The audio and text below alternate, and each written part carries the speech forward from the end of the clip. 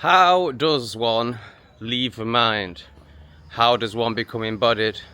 How does one start feeling? Well, I don't really know. I just did it over 10 years. But I'm going to try and put it into words. Let's see how it goes.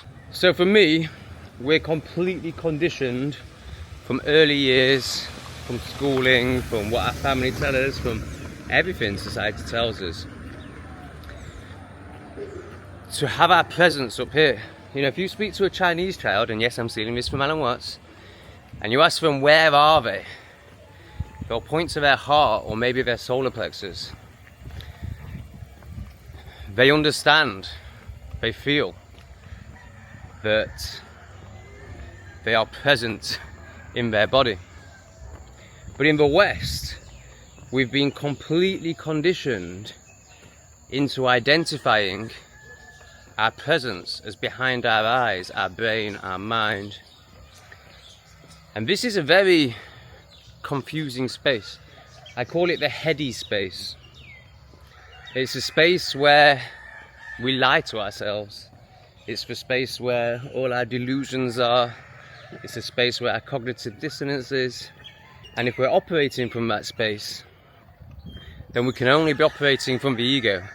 We can only be operating from this human, learned part of ourselves that is all about protecting itself, is all about material, is all about others and their judgments. So when we're coming from that place, we're coming from a very unconscious, egoic, broken idea of self. So how do we start moving past that? How do we start becoming embodied? How do we start finding that stillness and that peace where our true self starts coming through, our authenticity starts coming through, our purpose starts coming through? Well, I honestly think, in my experience, if you're a Westerner and you've been brought up in this culture of complete delusion and insanity, then the only way to do it is with what I call the spiritual sledgehammer, and that's ayahuasca or other very powerful plant medicines. You can start with mushrooms, and it doesn't have to be this, and I'm just speaking from my experience. You know, I know, I don't really know anyone who's really there who hasn't drank ayahuasca, because it's that spiritual sledgehammer that just knocks you, smashes you to smithereens, smashes your ego to smithereens, and shows you this concept of being in the body. So that was my first experience of it. It was probably about my 6th or 7th ayahuasca ceremony, and I noticed after, getting well, so that's what people call getting sick, being sick. And if you think about that, like, so many people are like, oh, I don't want to drink ayahuasca because I don't want to be sick. What's our framing of being sick? The only framing we have is when you've basically screwed up. So you've drank too much, you've put too much of something into your body, or you're ill. And both of those things are seen as weakness. Both of those things are seen as faults.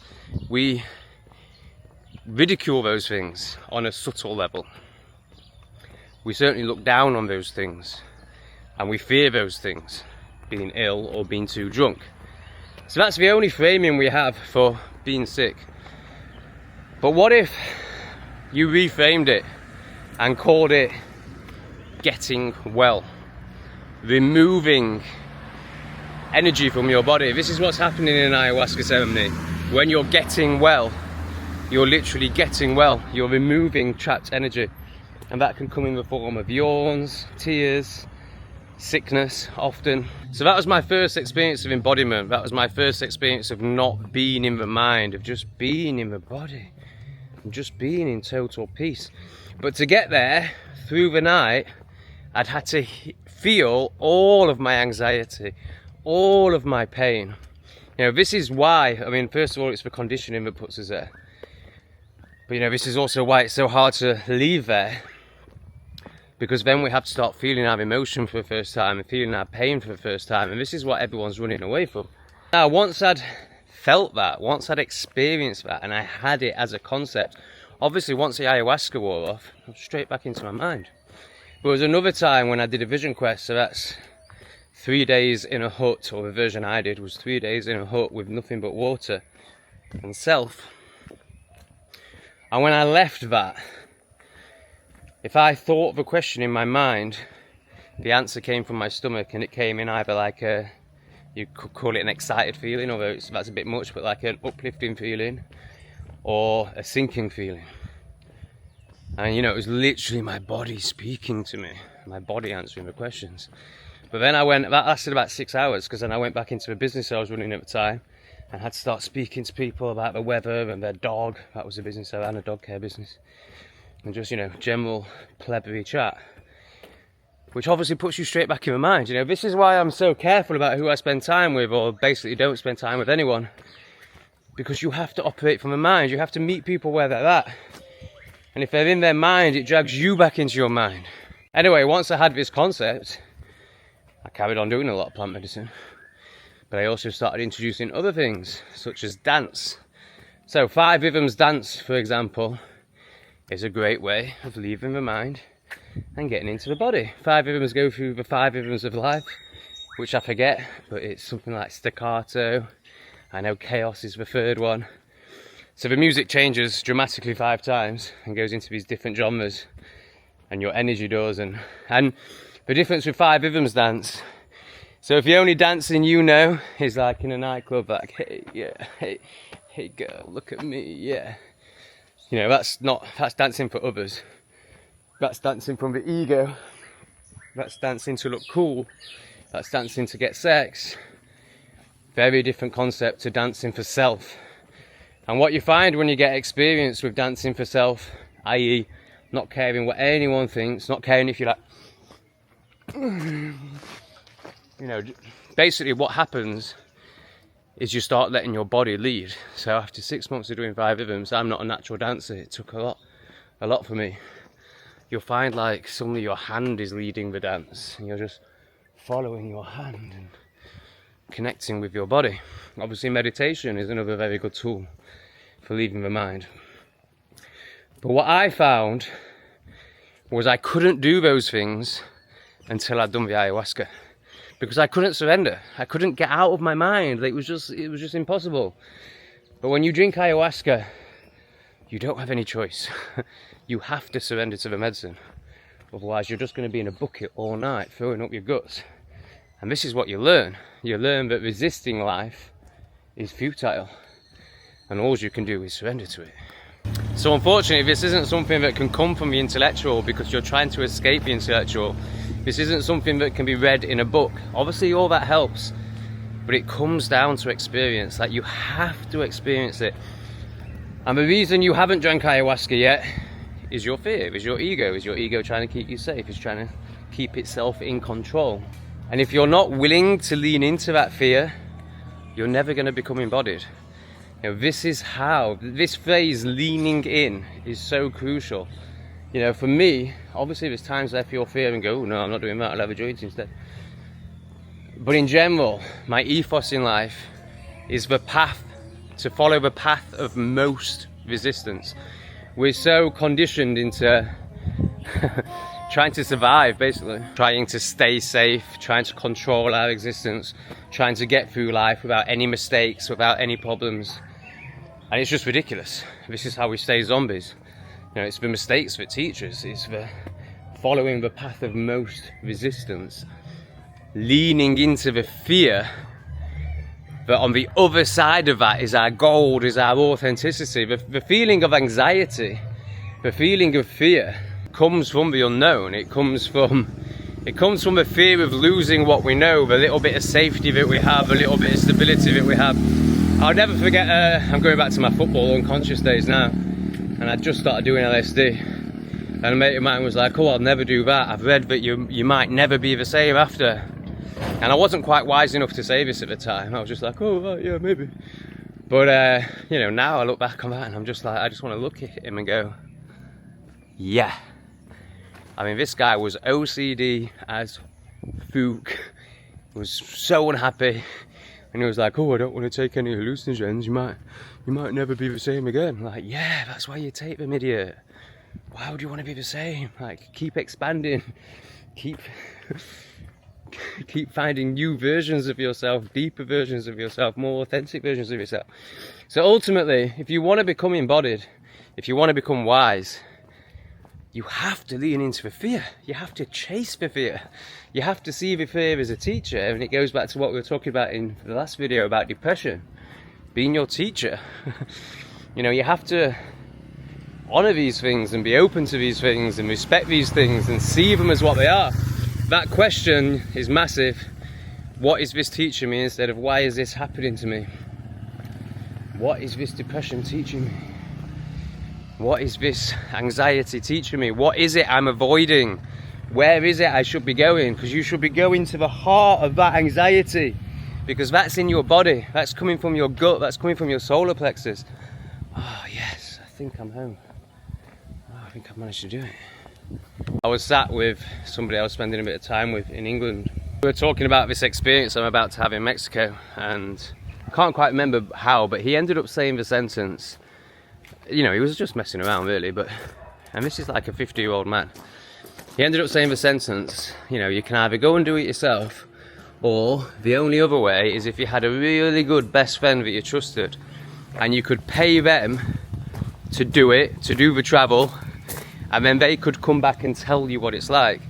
And to him, he genuinely thought that that meant that would be the same, and he hadn't really thought about it. He was just filling silence basically and chatting shit. And I like this guy. I'm not slagging him off. I'm just using him as an example of human consciousness. He basically thought that that meant that you would learn the same if somebody told you what something was like, as if you did it yourself.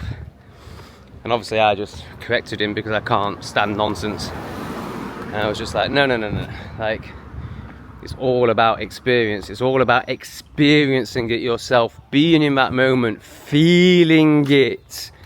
You know, because by feeling it, you're becoming embodied. The key point that I missed out here is, if it's experiential rather than intellectual, then it gets stored in the body. This is called wisdom. This is called intuition. I mean, obviously intuition can also come from consciousness once you become a clear vessel. But it's when, you know, now when somebody asks me a question, I don't think. It comes from the body, and that's why it's seen as wise, if you do see it as wise. Because I'm not trying to answer, I'm not trying to sound good, I'm not trying to find the right words to say. It's just like breath, boof, because it's experienced. The same with this self-introspection journey. You know, you have to do it. You can't read it. You know, reading it will give you an intellectual understanding, which will help. But often, if we understand something intellectually, then we don't actually get to it, because then our beautiful intellectual mind and our ego can be like, oh yes, we know this. We know this. I've got a guy in the men's group who's super smart, also super wise. He's an amazing, amazing guy. But the first few weeks of a men's group, he was very much like, yeah, I know that. Because he did know that intellectually, but he hadn't experienced it. He hadn't embodied it. And he's really broken through that in the last couple of weeks, and it's really beautiful to see. But I mean, it's just key. It's absolutely crucial. You've got to experience these things. So this is why I use the word surrender a lot. Get out of a drone. If you're not surrendering, to experience, to what the universe is showing you, to self, to the plant medicine, to the modality, to the dance, to the meditation. You know, this is why meditation is so hard, because people expect instant results. They expect to like just cross their legs and go to a different place. But no, you've got to surrender to it. You've got to surrender to all that's going to come up.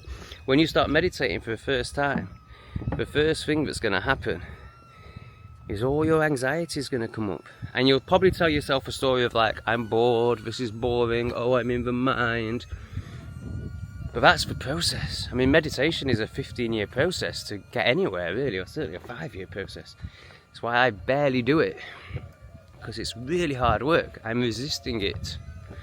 I'm resisting myself, I'm resisting my emotions. I'm resisting what I tell myself is boredom. But really, it's emotions that I'm resisting, unfelt, unloved emotions. To try and wrap this up, you become embodied by experiencing yourself. And you use modalities to get there, whether that's dancing, plant medicine, men's work, family constellations, breath work. You know, there's lots of different offerings there, in my experience. And you know, in some ways I was heavily conditioned. Like, I've always been able to see through the bullshit from a very young age. Like, I've just known that the government lie and all that. I was a rebel in school. I was never bowing down to authority. So in that way I've always been very conscious. But I was very egoic. I got very conditioned into, you know, basically wanting to be a millionaire, wanting to be seen as rich. And it all comes down to wanting to be loved. You know, all our motivations are basically sexual or needing to be loved. I mean, there's a very fine line between the two, but you know, it's probably ultimately actually needing to be loved, but I think for many it shows up as sexual. So, you know, why did I do the businesses? Because I didn't believe I was good enough to have a partner. Therefore, if I have a business and a flash car and a big house, that's good enough to have a partner. So the reason I share that in this context is I was very in my mind, I was very in my ego. And for me, I don't think I'd have ever got anywhere if I hadn't have drank ayahuasca numerous times. Because that was the only way I could experience it. You know, my mind was too busy to meditate. I was just too in it. My mind was too self-conscious to dance. But once you've been sledgehammered by the ayahuasca and you've had your face in a bucket all night and you've been screaming and crying in front of a whole group of people, you know, you soon lose this self-judgment, this embarrassment, this fear of what others think. You know, that really starts to dissipate once you've, you know, literally just had your pants around your ankles in front of a load of people. Yeah, if you think you can become embodied from watching my videos or from reading some books, it's just not going to happen. It's not going to happen. You need to do the thing that scares you the most.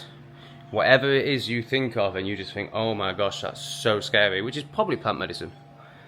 That's what you need to do if you want to become embodied. And then join my men's group. Actually, you could just join my men's group. But even that isn't going to get you there. You know, it's going to help. It's going to help a lot, and I guarantee you'll have loads of breakthroughs. Email me if you want some more information. Thanks to the 2 people who've emailed recently about it. I'm going to get back to you today. It may be that you need to join something like that to be around people who have experienced plant medicine and experienced these types of modalities to start to see the worth in them. You know, that might be your step to it. But ultimately, you are going to have to do whatever scares you the most. You're going to have to start following your fear and stop playing safe. Because playing safe all comes from here. And if you want to start connecting with that breath, in my experience, you need to be forced there. Because there's just no other way of doing it. Otherwise, you're just going to keep watching Netflix and having the smoke and having the drink and keeping the shadow breaths in the chest, because it feels comforting. It's amazing, you know, how much I realize how scared I am of joy, how scared I am of peace. You know, the minute I'm in joy or peace, you know, there's like this jittery feeling because it's actually unknown. It's actually easier in many ways to be in anxiety because I know anxiety. I've known anxiety for 35 years. Anxiety almost feels comfortable at this point. So when you start experiencing the other, you'll be amazed at how much you resist that because it's the unknown. So it's about spending more time in these places and getting to know these places and getting to feel the vibration of these places. That's really what it all comes down to, vibration. So once you're, you know, getting used to meditating and you're in that higher vibration more often, your self vibration starts to calibrate with that. That's why I love being in nature so much. You know, it's not just because I like looking at pretty plants. It's the vibration of it. You know, it's so important to be around high vibrational things. If you're spending your time in an office under LED lighting in front of a computer screen, and then you're going home and watching TV or Netflix or whatever, again in front of a screen. You know, it's the lowest vibration possible, so how can you expect your vibration to be high? Like, you know, it just doesn't make sense. You've got to put the work in. You've got to put the work in. You've got to want this. You know, and if you just want to stay safe, then that's what you're meant to do with this lifetime. You know, it's not, this isn't for everyone. You know, some people are ready and some people aren't. And if you aren't, you aren't. But if you are, then drink some ayahuasca. Let me know how that lands. Drop me a comment. Getting really good comments on this channel. I really appreciate it. It's hard to respond to them because they're so in depth, and I can't be like answering. I mean, the only way I can really answer is by a video. So I'm going to try and do a few response videos today. But I actually just shat myself earlier, if I'm completely honest with you, whilst walking here. So I've currently got a load of cleg nuts in my pants. So I'm going to sort that out, and then I might do a few more videos. Please like and subscribe, and I'll see you very soon. And what I just shared with you there, you know, that's where this takes you. It takes you to a place of just being totally comfortable in reality. Like, yeah, I've shot myself, and I can tell you that with no embarrassment whatsoever, with no even thought about how you're going to react. Because it doesn't matter. Because it doesn't matter what you think. Like, I know that if you judge that, then you're coming from judgment of yourself. You know, I understand judgment, I understand projection. And when you get to this place, it's very freeing. It's very, when you're not living in the minds of others anymore, it's very, very, very freeing. You know, that's why this work is so powerful and why I'd recommend it so much. Because as long as you're living, caring what others think, you're always going to be restricted. You're always going to be, you know, contorted, hence not embodied, not with the breath, hence up here in the mind. You know, just do the work. It's the only answer. You know, if you're watching my videos and you're a man and you're like, oh, I want to be a bit more like him, or, you know, understand what he's speaking about, and then I talk about my men's group and you don't email me, I mean, that's resistance right there. And I'm not doing this, okay, it's a nice plug, but I'm not actually doing this as a plug. I'm doing it as an example. Like, this is resistance. How could you watch a guy every day and then he does an offering that's £10 for 3 hours? How could you not jump into that? And I don't understand that, because I've always just been somebody who jumps into these sort of things. You know, I've always been a risk taker. Because for me, it's only in the risks that we learn. It's only in the mistake of those risks that we learn, but it's also in the, when those risks turn out well, i.e. joining my men's group would be a risk that turns out very well. It's not really much of a risk either, is it? Because there's no financial risk. It's a tenner, and it won't be for much longer, but it currently is. The only risk is to your ego. The only risk is that you find out a deeper part of yourself. That's a real risk.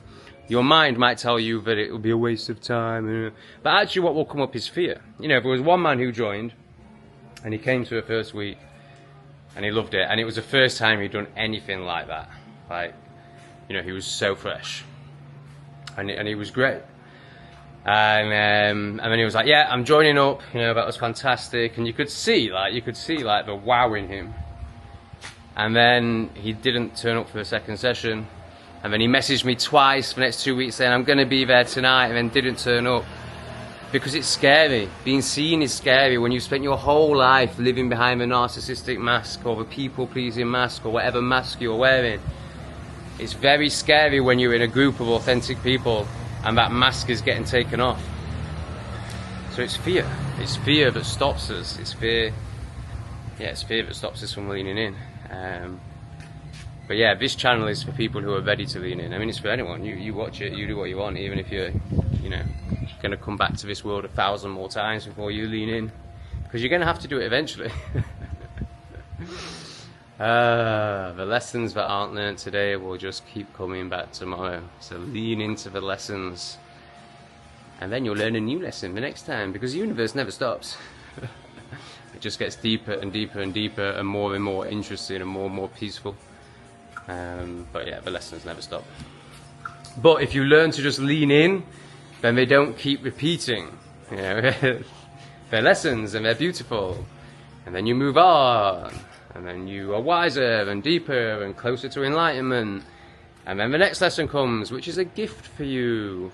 Just like whenever I trigger you, that's a gift. It's showing you your blockages. It's showing you the parts of yourself you haven't felt, you haven't loved.